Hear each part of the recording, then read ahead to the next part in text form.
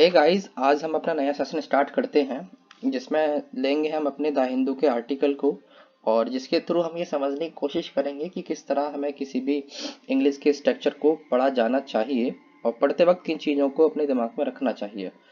तो और इस आर्टिकल के थ्रू हम ये भी देखेंगे कुछ हमारे वोकैब हैं जो द हिंदू के न्यूज़पेपर में यूज़ होती हैं, जिन्हें पूछा जाता है किसी भी कॉम्पिटिटिव एग्जाम में जिसमें इंग्लिश का सेक्शन आता है।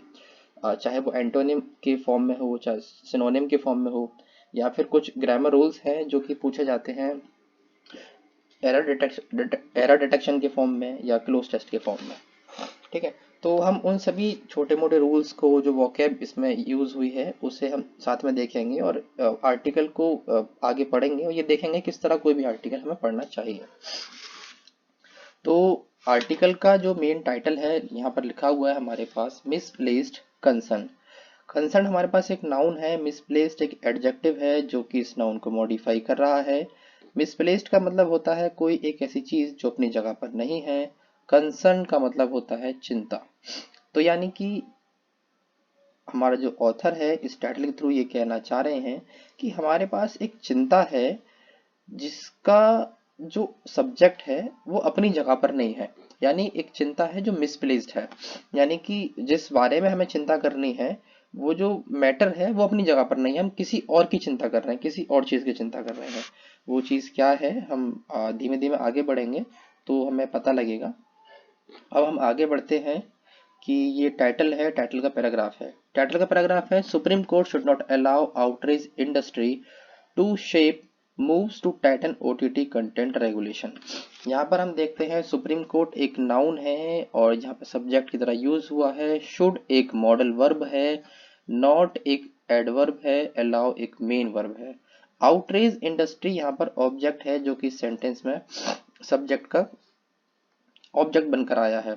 तो मेन हम यहाँ तक पढ़ते हैं, supreme court should not allow, allow what, जो किसी भी सेंटेंस में वाट और हुम का रिप्लाई दे दे वो हमारे सेंटेंस में ऑब्जेक्ट होता है। यहाँ पर कुछ ग्रामर रूल्स हैं उन्हें भी हम देखेंगे, पहले पूरा पढ़ लेते हैं कि टाइटल का जो पैराग्राफ है वो कहना क्या चाह रहा है। एक है वर्ड यहाँ पे यूज हुआ है आउटरीच इंडस्ट्री। अब ये जानते हैं कि आउटरीच इंडस्ट्री क्या होता है। इंडस्ट्री तो इवन आपने देखा होगा, बॉलीवुड इंडस्ट्री हो गई या कोई भी इंडस्ट्री है कोई भी प्रोडक्ट बना रही है या कुछ भी कर रहा है वो उसे इंडस्ट्री कहते हैं। लेकिन ये आउटरीच इंडस्ट्री क्या है ये शब्द शायद पहले ही बार सुना होगा। तो आउटरीच इंडस्ट्री ऑथर ने वर्ड यूज किया है उन लोगों के लिए जो लोग बहुत जल्दी भड़क जाते हैं। यानी कि आउटरीच का मतलब होता है fury, anger, rage, resentment, indignation. ये कुछ हमने इसके सिनोनिम यहाँ पर लिखे हुए हैं, आप देख सकते हो। ठीक है, तो और एक इंडस्ट्री यानी कि ग्रुप ऑफ पीपल, ऐसे लोगों का ग्रुप जो आउटरीच हो जाते हैं, बहुत जल्दी भड़क जाते हैं। भड़क किस चीज से जाते हैं ये हम देखते हैं। उससे पहले एक चीज और है, ये देखने वाली बात है ओटीटी जो लिखा हुआ है। ओटीटी यानी ओवर द टॉप। अब ये ओटीटी क्या होता है? ओटीटी एक प्लेटफॉर्म है, जैसे कि आपके पास यूज आप करते होगे, नेटफ्लिक्स हो गया, अमेजन हो गया, अमेजन प्राइम, नेटफ्लिक्स, ये जितने भी एप्लीकेशन हैं जो नेट के थ्रू आपको सर्विसेज प्रोवाइड करते हैं उनको ओटीटी प्लेटफॉर्म कहते हैं। तो मेन है क्या जो मैटर है मैं बताता हूँ। अभी लास्ट टाइम इवन जैन के आसपास 15 ऑफ जैन को एक हमारी वेब सीरीज आई थी अमेजन प्राइम पे जिसका नाम था तांडव। और उसके आने के बाद जो ये आउटरीच इंडस्ट्री है, यानी वो लोग जो किसी भी चीज को देखकर भड़क जाते हैं, इनटॉलरेट हो जाते हैं, ऐसा ऑथर का कहना है। इस लाइन में लिखा हुआ है, हम नहीं कह रहे हैं। तो वो भड़क जाते हैं। उन्होंने कहा कि ये हमारी धार्मिक फीलिंग्स को, सेंटिमेंट्स को हर्ट कर रही का किया है इस वेब सीरीज ने। तो उन लोगों को यूज किया हुआ है वर्ड आउटरीच इंडस्ट्री। और इस सेंटेंस का मतलब है Supreme court should not allow outreach industry, यानी कि सुप्रीम कोर्ट को अलाउ नहीं करना चाहिए उन लोगों को, आउटरीच इंडस्ट्री यानी उन लोगों को अलाउ नहीं करना चाहिए। क्या करने के लिए? टू शेप मूव्स, कोई मूव है जिसे वो शेप दे। यानी कि मूव, कौन सी मूव? एक मूव मैं बताते हैं, इसमें देखते हैं। To tighten OTT content regulation, यानी कि जो हमारे पास ओटीटी प्लेटफॉर्म्स हैं वहां पर जो कंटेंट रिलीज होता है उस कंटेंट को रिलीज करने का कोई रेगुलेशन है? जो अभी गवर्नमेंट ने एक अपना रेगुलेशन बनाया है, इवन जो वेब सीरीज आने के बाद काफी FIR आई थी, रजिस्टर हुई थी, जिसके बाद गवर्नमेंट ने कुछ रेगुलेशन या नॉर्म्स निकाले थे। तो अब सुप्रीम कोर्ट कह रहा है, ये सुप्रीम कोर्ट के लिए कहा गया है कि सुप्रीम कोर्ट अलाउ नहीं करे किन लोगों को, उन लोगों को, कि वो शेप करे अपने हिसाब से, तोड़े मरोड़े, ठीक है, अपने हिसाब से किस चीज को, कि जो OTT की जो कंटेंट है उसके जो रेगुलेशंस हैं उसको अपने हिसाब से, कि कितना कैसा होना चाहिए, उन रेगुलेशंस को कितने कमजोर होने चाहिए, कितने टाइट होने चाहिए, कितनी फ्लेक्सिबिलिटी होनी चाहिए, कितना रिजिड होना चाहिए। तो उन चीज़ों को ये जो लोग हैं अपने हिसाब से ना चलें, तो सुप्रीम कोर्ट को ये अलाउ नहीं करना चाहिए उन लोगों को, ये अपने हाथ में होना चाहिए, पावर सुप्रीम कोर्ट के हाथ में अपने पास रखनी चाहिए। और जो हमारे एग्जीक्यूटिव है, यानी कि जो लेजिस्लेचर है, उसके ऊपर रहने देना चाहिए। तो ऐसा उसने क्यों कहा है, टाइटल पैराग्राफ में ये सब क्यों कहा गया है, ये हम देखते हैं अपने आगे आने वाले आर्टिकल में। तो आर्टिकल कुछ इस तरह कहा गया है। अच्छा, मेन एक यहाँ पे ग्रामर रूल है जो हम बताते हैं। शुड है, शुड एक मॉडल वर्ब है, और मॉडल वर्ब आपने देखी होंगी, बहुत सारी होती हैं, should, could, may, might, not, would, ये सारी मॉडल वर्ब्स होती हैं। इनका एक रूल होता है कि ये कभी भी मेन वर्ब नहीं बनती हैं, और अपने बाद हमेशा वर्ब की फर्स्ट फॉर्म को लेती हैं, बेयर इन्फिनेटिव जिसे कहा जाता है। देखो, शुड है, सुप्रीम कोर्ट एक सिंगुलर नाउन है यहाँ पर, और शुड एक मॉडल वर्ब है, शुड के बाद नॉट एक एडवर्ब की फॉर्म में आया है, अलाउ एक मेन वर्ब है। देखने वाली बात यह है, यहाँ पर सुप्रीम कोर्ट एक सिंगुलर नाउन है, तो उसके बाद अलाउज आना चाहिए, एस लगाकर इसे सिंगुलर बनाना चाहिए किसी भी वर्ब को। सब्जेक्ट को एस और एस लगाकर प्लूरल बनाया जाता है, बिना एस लगाए सिंगुलर रहता है, जबकि वर्ब को एस लगाकर प्लूरल बनाया जाता है और बिना एस के सिंगुलर। यहाँ पर सुप्रीम कोर्ट सिंगुलर है, तो कायदे से हमें एस लगाकर वर्ब को प्लूरल होना चाहिए था, लेकिन हमारे पास शुड होने की वजह से, शुड यानी कि एक मॉडल वर्ब होने की वजह से अलाउ को बेयर इन्फिनिटिव फॉर्म में रखा गया है, बिना एस और एस के।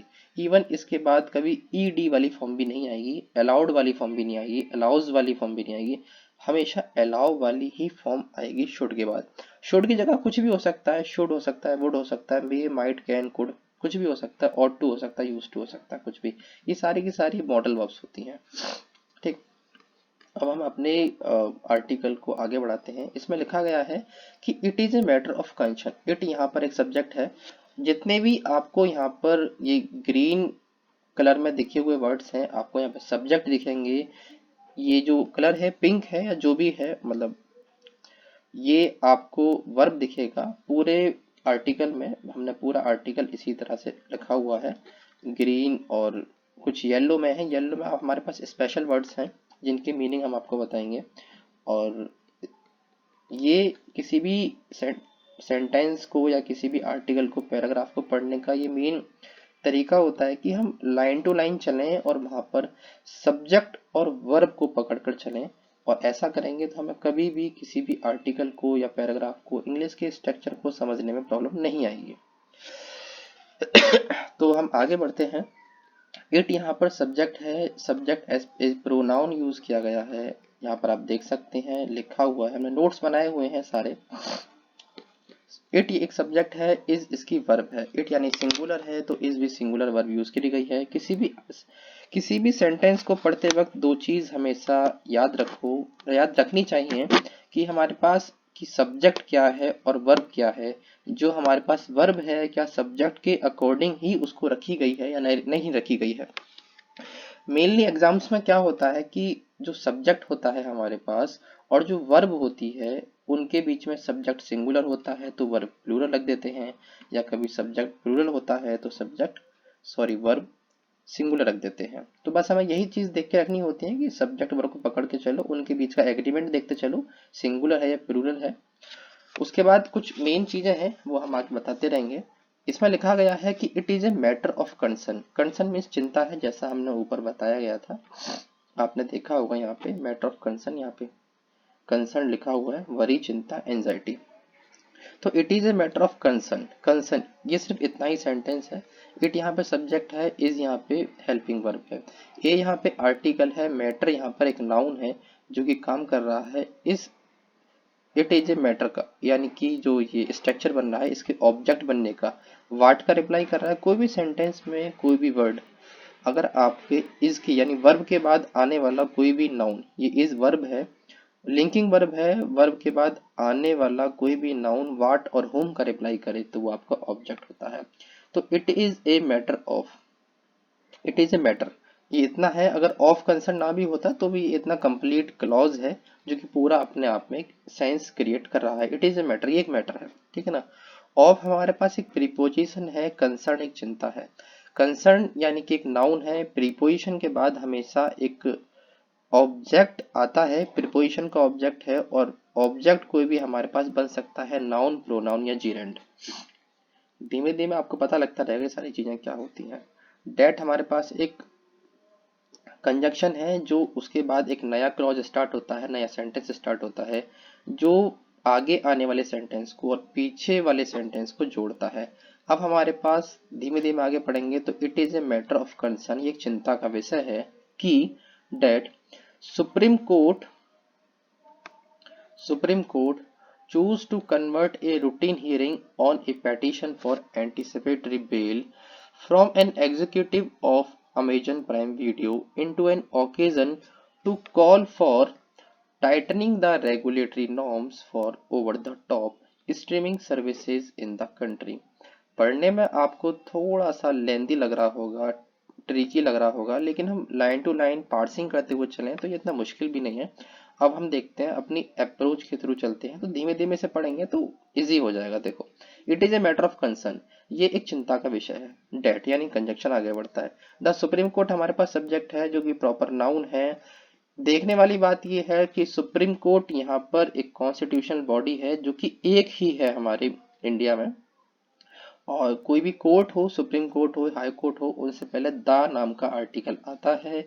ये बात भी देखने वाली है, ए एन द ये आर्टिकल्स होते हैं और इनके बाद हमेशा कोई ना कोई नाउन या प्रोनाउन आता है, ठीक। तो सुप्रीम कोर्ट चूज, चूज को देखते हैं, इसमें कुछ खास बात है। ये वर्ड है, एक बेस फॉर्म है, CHOOSE जो फर्स्ट फॉर्म होती है, दूसरा इसका पास्ट फॉर्म है CHOSE। हमारे पास CHOSE यानी कि second form of the verb को यूज किया गया है, यानी कि सेंटेंस हमारा पास्ट में है। ये देखा गया है कि Supreme Court choose, supreme Court ने चूज किया। अब क्या चूज किया, ये है सब्जेक्ट है, चूज हमारी वर्ब है। आगे बढ़ते हैं। To convert a routine hearing, एक रूटीन हियरिंग, एक किसी रूटीन हियरिंग को कन्वर्ट करना। सुप्रीम कोर्ट ने चूज किया कोई एक रूटीन हियरिंग है उसे कन्वर्ट करेंगे, और कन्वर्ट किस में करेंगे, convert a routine hearing on a petition, on छोड़ते हैं, सॉरी आगे बढ़ते हैं। Supreme Court choose to convert a routine hearing, अब रूटीन हियरिंग को कन्वर्ट किया, किसके बेस पे किया, ऑन ए पेटिशन, पेटिशन यानी कि अपनी लिखा हुआ है, हम कह सकते हैं अपील, रिक्वेस्ट और याचिका। कोई भी याचिका है, कोई भी अपील है, कोई भी रिक्वेस्ट है, उसे हम पेटिशन कहते हैं। Supreme Court choose to convert a routine hearing on a petition for anticipatory bail from an executive of Amazon Prime Video into an occasion to call for tightening the regulatory norms for the over-top streaming services in the country। Supreme Court ने choose किया convert करना, एक जो normal और routine hearing होती है, Supreme court है, court में नॉर्मल हियरिंग्स होती हैं, तो उस हियरिंग को उसने कन्वर्ट करना का डिसाइड किया। और वो किस बेस पे किया कि एक पेटिशन है, पेटिशन आई थी, पेटिशन किस चीज की आई थी, पेटिशन आई थी एंटीसिपेटरी बेल। अब ये एंटीसिपेटरी बेल क्या होता है ये हम आपको बता देते हैं। एंटीसिपेटरी बेल एक बेल होती है जो किसी भी पर्सन द्वारा फाइल करी जाती है, मांगी जाती है, यदि जब उसे लगता है कि उसको अरेस्ट किया जा सकता है, यानी किसी कोई एक पर्सन है जिसे लगता है कि उसको अरेस्ट किया जा सकता है, तो अपने बचाव के लिए किसी भी कोर्ट में जाकर एक एंटीसिपेटरी बेल कर सकता है। तो यहाँ पर एक केस है, कोई पर्सन है जिसने एंटीसिपेटरी बेल सुप्रीम कोर्ट में अप्लाई की थी, और उस बेल को देखते हुए सुप्रीम कोर्ट ने अपना जो रूटीन हियरिंग है उसको कन्वर्ट करने का सोचा। अब आगे देखते हैं कि जो बेल है, बेल को अप्लाई किया किसने है। बेल अप्लाई की गई है फ्रॉम एन एग्जीक्यूटिव, किसी एक उच्च अधिकारी, अधिकारी बोल सकते हो, यानी कि मेन जरूरी नहीं है, एग्जीक्यूटिव है तो वो एडमिनिस्ट्रेटिव हो यानी सरकारी हो, प्राइवेट भी हो सकता है। अब अमेजन है तो अमेजन एक प्राइवेट कंपनी है, प्राइवेट प्लेटफॉर्म है, तो उस अमेजन का एक एग्जीक्यूटिव है, यानी कि हाई रैंक का कोई पर्सन है, जो बंदा काम करता है अमेजन प्राइम वीडियो का जो प्लेटफॉर्म है उसमें। तो कोई अमेजन प्राइम प्लेटफॉर्म का कोई पर्सन है, उसने अपनी एक अग्रिम जमानत यानी एंटीसिपेटरी बेल अप्लाई किया था सुप्रीम कोर्ट ने। अब कन्वर्ट किया है, choose to convert, convert what, convert के आगे का जो सेंटेंस है वो यहाँ स्टार्ट होता है, कन्वर्ट इनटू एन ओकेजन, यानी कि जो हियरिंग, जो रूटीन हियरिंग है उसको उन्होंने कन्वर्ट कर दिया एक ओकेजन में, एक अवसर में। अवसर किस चीज का, to call for, call for मतलब होता है कि किसी की डिमांड करना या किसी चीज को नेसेसरी बनाना। उन्होंने इस जो एप्लीकेशन है, जो बेल आई थी, उन्होंने इसको एक ओकेजन के तौर पर लिया, और ओकेजन किस चीज का, एक अवसर किस चीज का, कि अब हम बनाएं या डिमांड करें, किस चीज को डिमांड करेंगे, कि टाइटनिंग, टाइटनिंग का अर्थ होता है किसी चीज को मजबूत करना, मजबूत करना, कि tightening the regulatory norms for the over the top of streaming services in the country. Tightening means मजबूत करना रेगुलेटरी नॉर्म्स, यानी कि रेगुलेट करने वाले जो नियम है, चलाने वाले जो नियम है, किस चीज को चलाने वाले, ओवर द टॉप स्ट्रीमिंग को, यानी ओवर द टॉप हमने बताया था, यानी कि वही प्लेटफॉर्म जो कि आपके अमेजन है, नेटफ्लिक्स है, इन प्लेटफॉर्म्स को चलाने वाले जो नॉर्म्स हैं, इन जो रूल्स हैं, इनको बहुत मुश्किल मतलब कड़ा बनाएंगे, और कड़ा in the sense of strict बनाएंगे, ठीक है। और then services in the country, हमारे इंडिया में जो ये प्लेटफॉर्म है, जो चलते हैं, ठीक है, इनके नॉर्म्स को कड़ा बनाएंगे। तो पूरा हम स्टार्टिंग से फिर से पढ़ते हैं। It is a matter of concern, ये चिंता का विषय है कि Supreme Court choose to convert a routine hearing, Supreme Court ने डिसाइड किया अपनी जो रूटीन हियरिंग है उसको कन्वर्ट करना, किस में, किस बेस पर, ऑन है ए पेटिशन फॉर एंटिसिपेटरी बेल, एक पेटिशन आई थी उसके बेस पर, कि इस पेटिशन आई है। अब इस पेटिशन को उन्होंने एक ओकेजन के तौर पर लिया कि हम इसकी मदद से डिमांड करेंगे कि टाइटनिंग किया जाए, यानी कि स्ट्रेंथन किया जाए, यानी कि मजबूत बनाया जाए रेगुलेटरी नॉर्म्स को, नॉर्म्स किस चीज़ के, over the top streaming services के, यानी कि जो अमेजन और नेटफ्लिक्स ऐसी सर्विसेज हैं, इनके नॉर्म्स को, इनके रूल्स को अपने कंट्री में, इंडिया में। ठीक, इतना आई होप समझ में आ गया होगा। अब हम आगे बढ़ते हैं। आगे नाम दिया हुआ है अपर्णा पुरोहित। अपर्णा पुरोहित एक कॉमन प्लूरल नाउन है और प्रॉपर नाउन है, यहाँ पे सब्जेक्ट काम कर रहा है। अब आगे देखते हैं अपर्णा पुरोहित, ये सब्जेक्ट है। अब आगे वर्ब होगी इसकी, वर्ब देखते हैं, ढूंढते हैं कहाँ पड़ी हुई है। Aparna Purohit, India commercial head of the content streaming platform. ये अपर्णा अपर्णा पुरोहित के बारे में बताया है इस लाइन में। वो कौन है, वो इंडिया की कॉमर्शियल हेड हैं, किस चीज़ की, ऑफ कंटेंट स्ट्रीमिंग प्लेटफॉर्म की, यानी कि जो ये आर्टिकल बात कर रहा है अमेजन प्लेटफॉर्म की, उस प्लेटफॉर्म की जो इंडिया की कॉमर्शियल हेड है, यानी कि जो इंडिया में जो हेड है अमेजन की, वो अपर्णा पुरोहित है।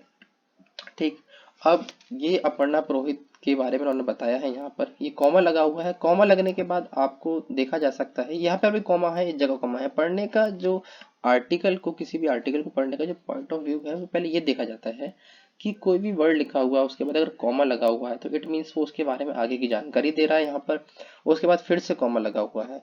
तो अपर्णा पुरोहित के बारे में अगर हम मेन देखा जाए तो इसके बाद सेंटेंस यहाँ से स्टार्ट होता है, और India commercial head of the constant content streaming platform, ये उसके बारे में बताया है। जिसे हम लैंग्वेज, सॉरी, ग्रामेटिकल लैंग्वेज में देखा जाए तो इसको बोलते हैं नाउन इन अपोजिशन, जो नाउन के बारे में हमें एक्स्ट्रा इंफॉर्मेशन देता है। आगे बढ़ते हैं। SOUGST शॉर्ट, यानी अपर्णा पुरोहित ने, शॉर्ट का मतलब होता है सीख का ये सेकंड फॉर्म है। देखते हैं, बेस फॉर्म होती है सीख। सीख का मतलब होता है अटेम्प्ट टू फाइंड समथिंग, किसी चीज को पाने की कोशिश करना। तो उसका सेकंड फॉर्म है सॉर्ट, और थर्ड फॉर्म भी सॉर्ट होता है, जिसके कुछ सिनोनिम्स हैं लिखे हुए हमने। सीख हो गया, लुक फॉर हो गया, गो आफ्टर हो गया। तो अपर्णा पुरोहित ने कोशिश करी, यानी कि कुछ पाने की कोशिश करी। अब क्या पाने की कोशिश करी ये देखते हैं। Advance bail. अब ऊपर हमने बात करी गई थी कि किसी ने सुप्रीम कोर्ट में अपनी बेल के लिए याचिका दायर की थी। तो यहाँ पर बताया गया है कौन है वो है अपर्णा पुरोहित, जिन्होंने एडवांस बेल को पाने की कोशिश करी। और अपर्णा पुरोहित कौन है वो इस लाइन में बताया गया है। वो इंडिया की कॉमर्शियल हेड है of the content streaming platform के लिए। ठीक, आगे बढ़ते हैं। शॉर्ट, एडवांस बेल आफ्टर, यानी बाद में, किसके बाद में। The Allahabad High Court denied her the relief with a sweeping declaration that some offending scenes on a new series now deleted constituted punishable offense। आगे कहा गया है अपर्णा पुरोहित हैं जिन्होंने कोशिश करी थी एडवांस बेल लेने की। कहां पर, सुप्रीम कोर्ट में, लेकिन बाद में, आफ्टर, यानी कि पहले उन्होंने कुछ और किया। एप्लीकेशन जो दी थी उन्होंने, उससे पहले कुछ और किया था। वो क्या किया था नीचे बताया गया है आफ्टर, यानी जो पहले वाली बात है। द इलाहाबाद हाई कोर्ट, यानी पहले उन्होंने इलाहाबाद हाई कोर्ट में अप्लाई किया था बेल के लिए, जिसने डिनाइड किया था। इलाहाबाद हाई कोर्ट यहाँ पे एक सब्जेक्ट है, डिनाइड एक वर्ब है। वर्ब का लिखा हुआ है रिफ्यूज, टर्न डाउन, रिबफ, डिसमिस, उसके सिनोनिम है। यानी पहले इलाहाबाद हाई कोर्ट में अप्लाई किया, जिसका मतलब होता है कि Allahabad High Court denied her the relief with a sweeping declaration. Sweeping declaration का मतलब होता है ऑल इंक्लूसिव। ऑल इंक्लूसिव का मतलब, आपने देखा है कभी स्वीपिंग को अगर नॉर्मल सेंस में देखें तो कभी झाड़ू लगाई है। झाड़ू में क्या होता है ना कि लगाते वक्त ना कोई ना कूड़ा बचना नहीं चाहिए। इट मीन्स जो भी कुछ है आपके सामने वो सब कुछ इकट्ठा हो जाना चाहिए। तो उन्होंने कहा कि इलाहाबाद हाई कोर्ट ने मना किया उनको कोई भी रिलीफ देने के लिए विद ए स्वीपिंग डिक्लेरेशन, यानी एक ऐसा डिक्लेयर करते हुए जिसमें कोई भी आशंका नहीं छोड़ी कि भाई उनको कोई भी बेल मिल सकती है। ठीक है ना, ऑल इंक्लूसिव, सब कुछ इंक्लूड करते हुए। डेट यहाँ पर कंजंक्शन है, फिर से एक नया क्लॉज स्टार्ट हो रहा है। कंजंक्शन काम करता है कि पहले, कंजंक्शन के बाद हमेशा देखा होगा, देखने को मिलेगा कि आगे नया क्लॉज स्टार्ट होता है। तो यहाँ पे नया क्लॉज है यानी नया सेंटेंस स्टार्ट है। तो डेट एक कंजंक्शन है, नया क्लॉज स्टार्ट है। सम ऑफेंडिंग सीन्स एक सब्जेक्ट है। Some offending scenes on a new series, तो ये बता रहा है, इवन इंफॉर्मेशन दे रहा है हमें कि हाई कोर्ट ने मना किया था अपर्णा पुरोहित को ये कहते हुए कि कुछ ऑफेंडिंग सीन्स थे ऑन ए न्यू सीरीज, जो कि न्यू सीरीज आई थी जिसका नाम तांडव है, ये आपको यहाँ पे देखने को मिल रहा होगा। उसमें कुछ ऑफेंडिंग सीन्स थे जो कि डिलीट कर दिए गए, नाउ डिलीट, जो कि अभी बाद में डिलीट कर दिए गए थे। और वो जो सीन्स थे कॉन्स्टिट्यूटेड, वो कॉन्स्टिट्यूट करते थे। अब यहाँ पर आपको देखने को मिलेगा सम ऑफेंडिंग सीन्स कॉन्स्टिट्यूटेड, इसकी वर्ब है। सम ऑफेंडिंग सीन्स आपका एक सब्जेक्ट है। ऑन एक प्रिपोजिशन है, ए एक आर्टिकल है, न्यू एक एडजेक्टिव है, सीरीज एक नाउन है। नाउन है, ये एक ऑब्जेक्ट है ऑन प्रिपोजिशन का। ए आर्टिकल है जो कि आया गया है इस सीरीज के लिए। कौन सी सीरीज, ए सीरीज, यानी एक सीरीज। ठीक है। नाउ डिलीटेड, जो कि डिलीट कर दी गई है। कॉन्स्टिट्यूटेड, यानी कि किसी चीज को रखना, कंप्राइज करना, अपने अंदर समाये रखना। क्या समाये रखती है कि जो ऑफेंडिंग सीन है वो कॉन्स्टिट्यूट रखते हैं, यानी कि अपने अंदर, मतलब उनकी जो वर्थ है, वर्थ इन द सेंस सब जो सीन है वो वैल्यू है, किस चीज की वैल्यू है कि वो पनिशेबल ऑफेंस के वैल्यू है। यानी कि वो कुछ ऐसे सीन्स हैं कि लीगली वो पनिशेबल ऑफेंस है। तो ऐसा हाई कोर्ट ने कहा और अपर्णा पुरोहित को बेल देने से मना कर दिया। देखने वाला चीज़ ये है इस सेंटेंस में कि आपने देखा इलाहाबाद हाई कोर्ट से पहले दा लगा हुआ है, और ऊपर भी आपने देखा होगा यहाँ पर सुप्रीम कोर्ट से पहले भी दा लगा हुआ था, दा सुप्रीम कोर्ट और दा इलाहाबाद हाई कोर्ट। तो देखने वाली बात यह है कि जो हमारे पास कोर्ट हैं उनको पहले नाम लिखने से पहले हमें दा लगाना होता है।